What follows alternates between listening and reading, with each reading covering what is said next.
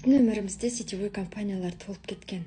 Постоянный шақырса, бізге кел, бізде өнімдер өте жақсы, бізге кел, бізде маркетинг план өте жақсы деген бір сөзбен айтқанда бәсекелестік өте көп.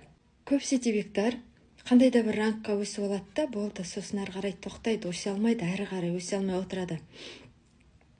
Бұндай жағдай көбісін жалықтырып та жібереді. Ай сайын заказ жасау, ай сайын товар оборот ұйымдастыру, ай сайын зат алып оны сату, ол деген көп адамдарды жалықтырып та жібереді.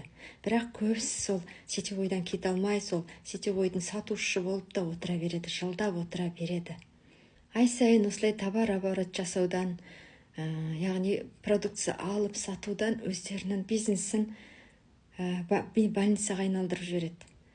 Дәрі сататын магазинге айналдырып жібереді. Бұл өтірік емес.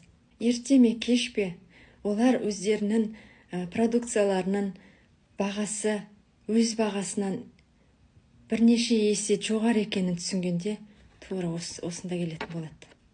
Подпискамен айналысатын бизнес түрі өте көп. Шетелде ондай бизнес түрі өте көп.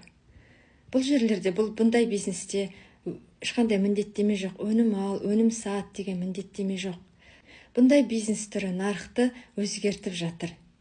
Толық ақпарат алу үшін менің жекеме жазыңыз. Осы аккаунтыма өтетін болсаңыз, үстіңгі жағында WhatsApp ссылкам болады. Соған жазыңыз жекеме. Толық ақпарат беретін боламын.